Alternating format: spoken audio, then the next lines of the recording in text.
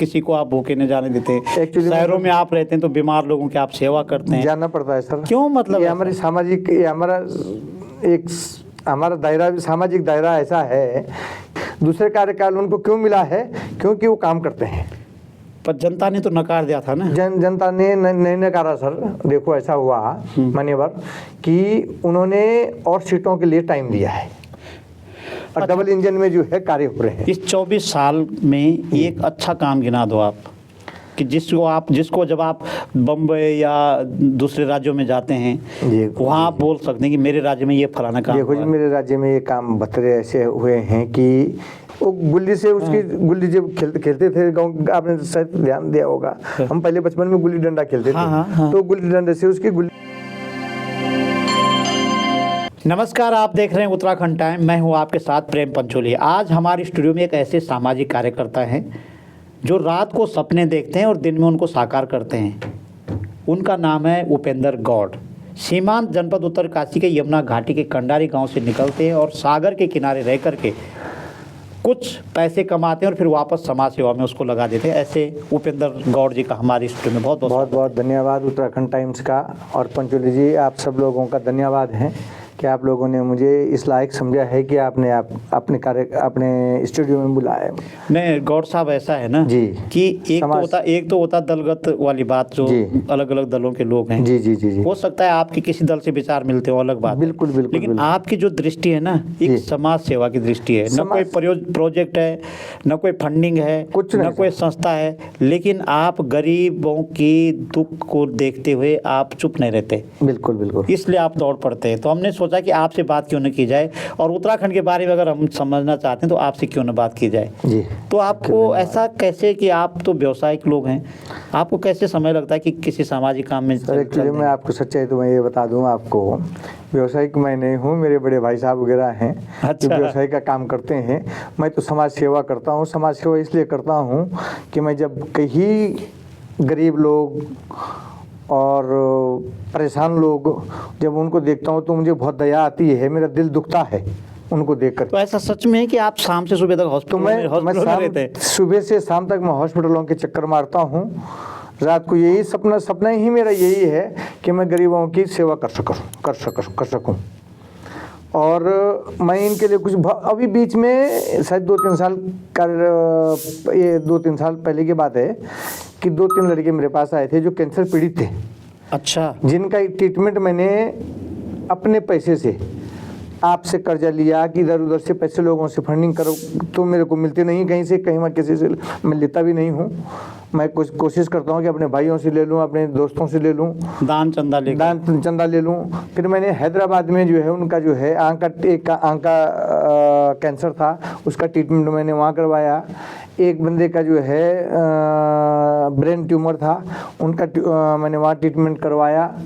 तो मैं ये कोशिशें करता रहता हूँ, मुझे अच्छा लगता है, मेरे दिल को सुकून मिलता है जब मैं किसी गरीब गरीब के प्रति ये सोचता हूँ। तो भाई साहब लोग पैसे दे देते हैं? जब आप दे देते हैं फिर मजबूरन उनको देना पड़ता है। अब क्या करेंगे, हम भी समाज सेवक हैं, उनको मजबूरन देना ही पड़ेगा, देना पड़ता है उनको भी। कभी कभी चलो यार इसकी भी हम मदद कर देते हैं, तो मेरे लोग मदद कर देते हैं, ऐसी बात नहीं है, थोड़ा बहुत। तो ये घर से लग रहा मुझे, घर से है क्या? हमने सुना कि आपके घर पे भी तो लंगर चलता है सुबह से शाम तक। घर में तो आएगा वो, घर में तो भाई साहब मेरे तो ऐसा है कि हमको हमारे पिताजी ने सिखाया था जी कि बेटा अतिथि देवो भव, जो मेहमान होता है वो भगवान होता है। वो घर से कभी एक तो भूखा नहीं जाना चाहिए, प्यासा नहीं जाना चाहिए, बिना खाए नहीं जाना चाहिए। क्योंकि उन्होंने हमको सिखा रखा है कि गांव में कोई भी आदमी आए उसको अपने घर पे लाएं, उसको खाना खिलाएं, पानी पिलाएं। खाना नहीं भी खाता है तो पानी जरूर पिलाएं, चाय जरूर पिलाएं। क्या बात, सेवा जरूर करें। ये कम बात है। आप सेवा करते रहो, फल देना उसका काम है। फल तो बहुत कुछ मिल रहा है। फल तो अब आप लोगों की नज़रों में तो बहुत कुछ होगा, लेकिन हम तो ये है कि हम सेवा में लगे हुए हैं आप लोगों की दया से। ऐसी बात नहीं है, आप लोग हमको इस लायक समझते हैं तब तो कह रहे हैं कि आप ये सब काम करते हैं। दिन भर गांव में लंगर लगा रहता है, लोग आना जाना, लोग खा के जा रहे हैं, किसी को आप भूखे नहीं जाने देते।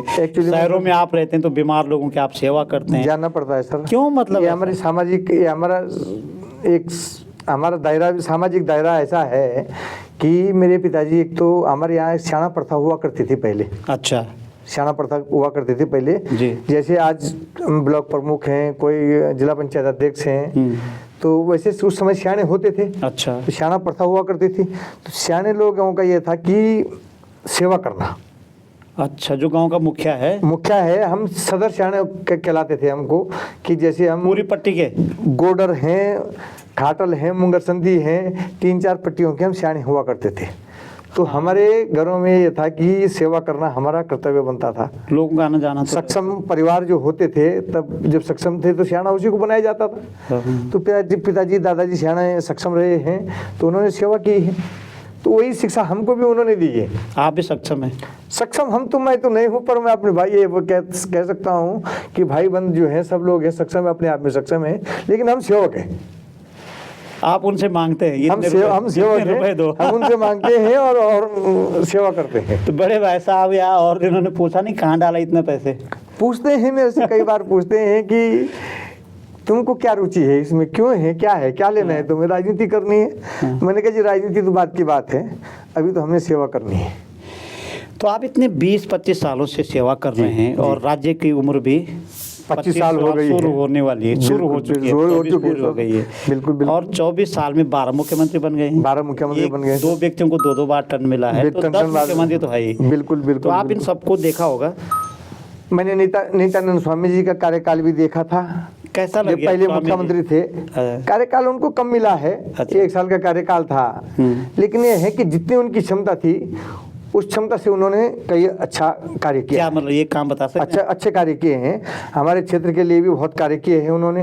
दौड़ भाग करते थे, हर जगह आना जाना था। ये काम तो बता दो।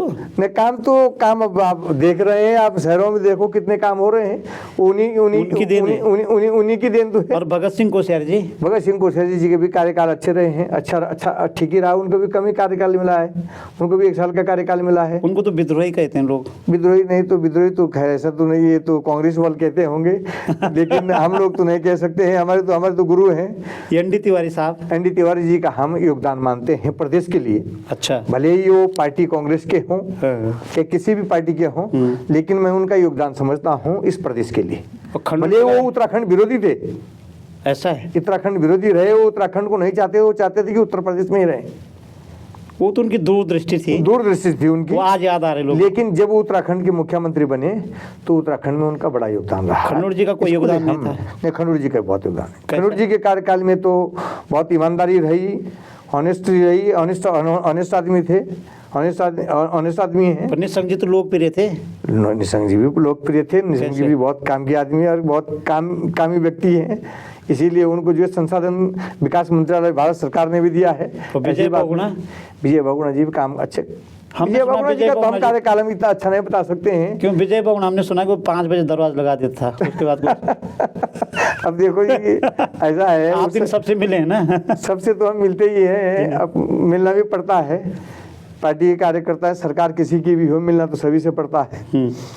लेकिन विजय बहुगुणा जी का वो थोड़ा दूसरे टाइप के आदमी थे, जज रहे हैं तो उनका सिस्टम 5 बजे दरवाजा लगा उनका सिस्टम कुछ अलग था।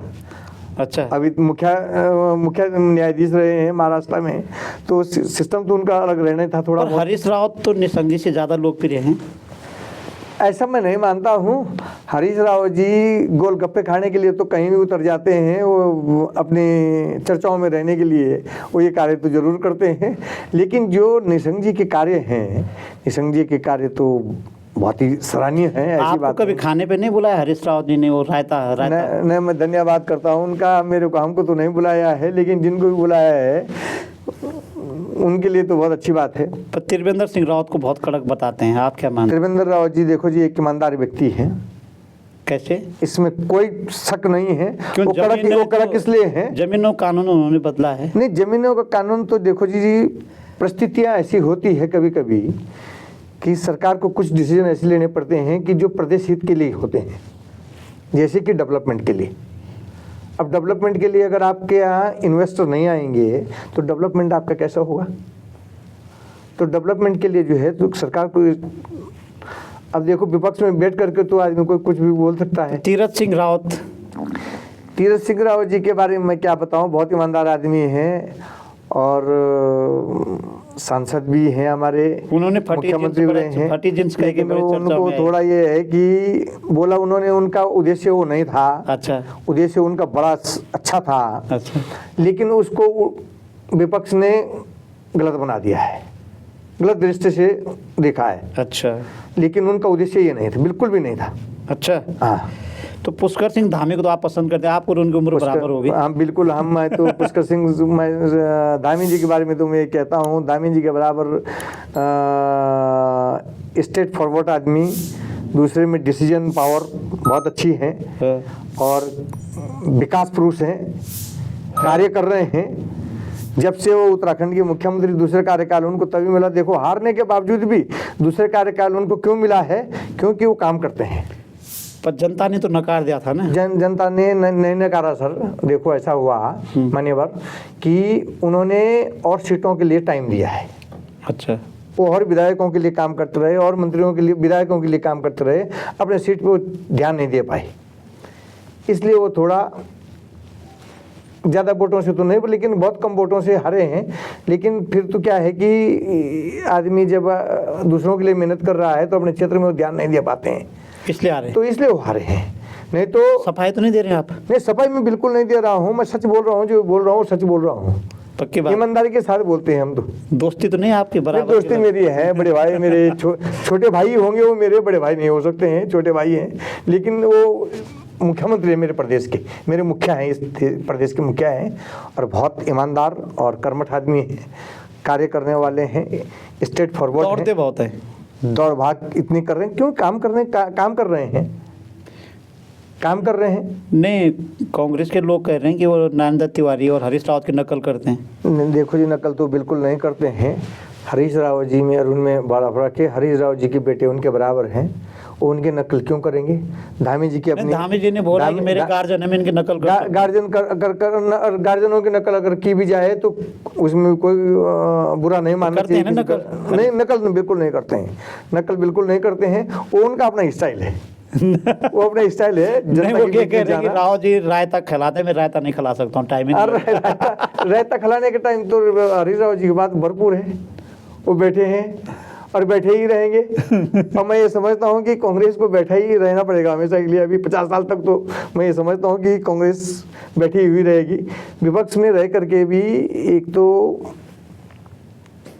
ये लोग स्टेटमेंट ऐसे दे रहे हैं, ये नहीं देखते हैं कि धरातल पे ये काम नहीं देखते हैं।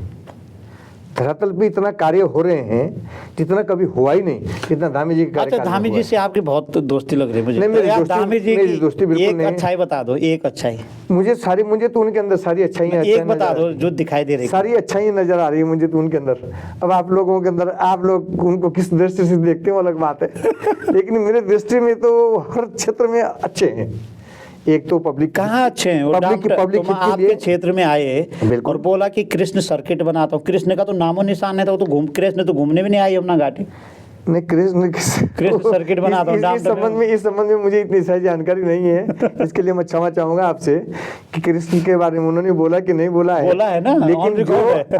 हमारे यहाँ जो है, जब डामटा में आए हैं, अच्छी बड़ी घोषणाएं की हैं, अच्छी घोषणाएं हुई हैं, एक घोषणा जो धरातल पे भी उतर जाएगी। एक बड़ी घोषणा बताओ। सारी सड़कों की घोषणाएं उन्होंने की हैं। अच्छा। सारी रोडों के डामरीकरण जो कभी आज तक नहीं हुए थे कांग्रेस के कार्यकाल में, उनके कार्यकाल में हो रहे हैं। अच्छा, आप तो सामाजिक कार्यकर्ता हैं जी, तो आपकी दोस्ती भाजपा से क्यों है ज्यादा, कांग्रेस से क्यों नहीं है? नहीं, कांग्रेस से मैं सामाजिक कार्यकर्ता के साथ साथ मैं आपको सच्चा और ईमानदारी के साथ बोल दूं, हाँ। मैं भाजपा का जो है एक कार्यकर्ता भी हूँ, ओहो, और 25 साल पुराना अच्छा। कार्यकर्ता। मैं झूठ नहीं बोल सकता। अच्छा, ये है झूठ असली बोलना बात। हमारी बस की बात नहीं है, लेकिन नहीं हमने ये अच्छी बात है। हमने नरेंद्र दत्त तिवारी जी की भी जो है ईमानदारी के साथ जो है सराहना की है। भले वो उत्तराखंड विरोधी रहे थे, लेकिन उनके जो उनका कार्यकाल जो चला है, उनके कार्यकाल में काम हुए हैं।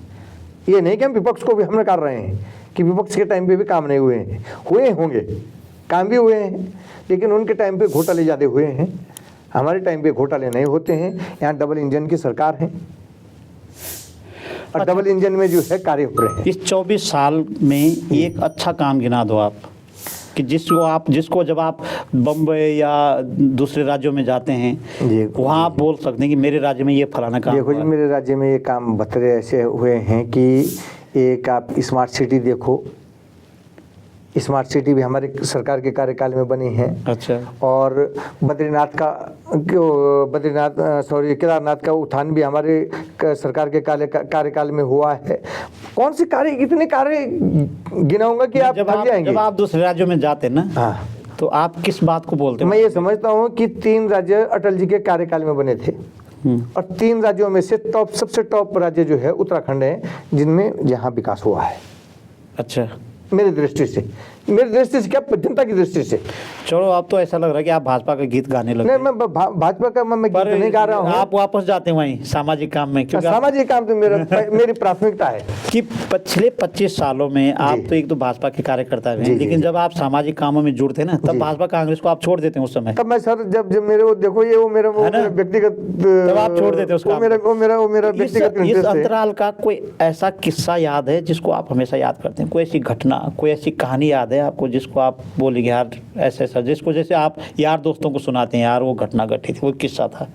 किस संबंध में? सरकार के संबंध में? नहीं, सामाजिक सामान्य में, सामाजिक कार्यकर्ता में मैं तो यार भाई क्या सुनाऊं आपको मेरे तो जो सामाजिक कार्य हैं, जिसको आप कभी नहीं भूल सकते, ऐसा कोई किस्सा है? कई किस्से मेरे ऐसे हैं कि जिन बच्चों के मैंने कैंसर पीड़ितों को वहाँ भेजा, जब हैदराबाद भेजा है, और जोली ग्रांट से मैंने संपर्क किया था। दून हॉस्पिटल से मैंने डॉक्टर रोमोला जी से, जब वो आँख के स्पेशलिस्ट डॉक्टर थे, दून हॉस्पिटल के सीनियर डॉक्टर थे, मैंने उनसे संपर्क किया था। मैंने कहा जी कैंसर पीड़ित बच्चा है। मुझे तो कैंसर के बारे में जानकारी भी नहीं थी, मैंने जब उन्होंने देखा है, कह रहे हैं हमारी ये केस उत्तराखंड में इस केस के बारे में कुछ सोचा भी नहीं जा सकता है। अच्छा। आप जोली ग्रांट जाइए। तो हमें वहाँ को एक डॉक्टर थे वहाँ पे, उनसे संपर्क किया। उन्होंने कहा जी हमारे पास भी, हमारे भाई भी यहाँ कोई ट्रीटमेंट नहीं है, ये हैदराबाद में एक कैंसर हॉस्पिटल है, आप वहाँ पर इसका ट्रीटमेंट करवाइए। तो मैंने कहा जी मेरे पास तो इतना फाइनेंस नहीं है, मेरे पास तो पैसा नहीं है। फिर मैंने लोगों से संपर्क किया, आप जैसे लोगों से संपर्क किया, सभी लोगों से संपर्क किया। किसी ने 5,000 दिए, किसी ने 10,000 रुपये दिए। मेरे अपने भाई ने मेरे को 20-50 हज़ार रुपये दिए हैं।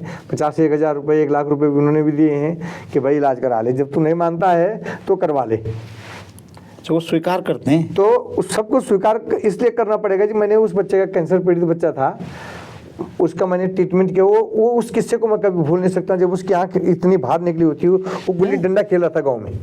वो गुल्ली से, उसकी गुल्ली जब खेलते थे गांव, आपने शायद ध्यान दिया होगा, हम पहले बचपन में गुल्ली डंडा खेलते थे। तो गुल्ली डंडे से उसकी गुल्ली यहाँ लग गई थी और उसकी आंख जो है बाहर निकल गई थी। तो जब मेरे यहाँ श्रीमद् भागवत कथा थी, और श्री प्रसाद मुंगई जी जो हमारे भूतपूर्व चारधाम विकास परिषद के उपाध्यक्ष रहे हैं, उनके कार्यकाल की बात है। हमारी श्रीमद् भागवत कथा थी, सुबह अवसर मिला है उस समय श्रीमद् भागवत कथा करने का। वो बच्चा वहाँ पहुँच गया। मैं अपने आप को रोक नहीं पाया। अच्छा। मैंने कहा जी ऐसा है, कथा तो चलती रहेगी, पर मैं आज इस कथा में मैं भगवान से प्रार्थना करता हूँ कि मुझे इस बच्चे की सेवा करने का अवसर दे दे बस। और मैंने वो किया। मैंने हैदराबाद में लेके गए। वो 4-5 भाई थे, बहुत गरीब घर के लोग बच्चे थे बेचारे। अब ठीक है? अब ठीक क्या, वो बच्चा फिर 10 साल के बाद एक्सपायर हो गया था वो। अरे अच्छा, उसी बीमारी से? उसके बाद जो है फिर उन्होंने ट्रीटमेंट, उनके घर वालों ने मेरे से कंसल्ट किया नहीं, और फिर वो, पर जब ट्रीटमेंट हुआ तो सही हो गया था? तब तक बिल्कुल, जो 10 साल तक तो बिल्कुल ठीक रहा। देख रहा था? बिल्कुल देख रहा था सर, उसकी आंख लगाई गई थी। अच्छा। हाँ, वो तो मैं आपको उनकी वीडियो तो खैर मेरे पास नहीं होंगे, पर जो पेपरों की कटिंगें हैं वो मैं आपको दे दूंगा, मैं पेश कर दूंगा आपके सामने। अच्छा, ऐसा कभी दौर आया कि जब आपको आपके सामने कोई ऐसी घटना है, आपके आंसू आए होंगे उसको देख करके, बहुत दया? मैं एक समझता हूँ कि इससे बड़ी घटना मेरे सामने कोई और नहीं थी।